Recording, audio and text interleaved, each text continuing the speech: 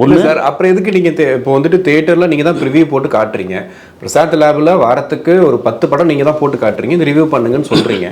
அப்போ அவங்கள ரிவ்யூ பண்ண வர வைக்கிறது நீங்கள் தான், அவங்கள உருவாக்கி விட்டது நீங்கள் தான். இப்போ வந்துட்டு முன்னாடி ஒரு 10-15 பேர் இருந்தாங்க, இன்னைக்கு பார்த்தீங்கன்னா ஒரு 30-40 ரிவ்யூவர்ஸ் இருக்காங்க. அது தாண்டி ஏகப்பட்ட சேனல் 300 ரிவ்யூஸ் இருக்காங்க. 300 ரிவ்யூவர்ஸ் இருக்காங்கன்னு வச்சுக்கோங்களேன். எனக்கு தெரிஞ்சு நான் சொல்கிறேன், 300 ரிவ்யூவர்ஸை உருவாக்கி விட்டது நீங்கள் தானே.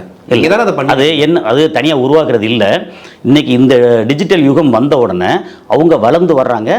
தயாரிப்பாளர்கள் வந்து தயாரிப்பு சினிமா சம்மந்தப்பட்டவங்க பயன்படுத்த விரும்புகிறாங்க. நாங்கள் வந்து படத்தை போட்டு காமிக்கிறாங்கன்னா இது வந்து தயாரிப்பாளரோட பாயிண்ட் ஆஃப் வியூவில் வந்து அவங்க எல்லா வழியிலையும் வந்து இதை விளம்பரம் பண்ணணும்.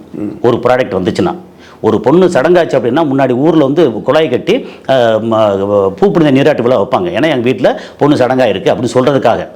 ஓகே, அது மாதிரி பப்ளிசிட்டி பண்ணுறது இருக்கு இல்லையா. இப்போ நம்ம வந்து எடுக்கிறது வந்து எப்போவுமே நான் சொல்கிறது உண்டு, நீங்கள் எடுக்கிறது படமா அல்லது கல்யாண வீடியோவா?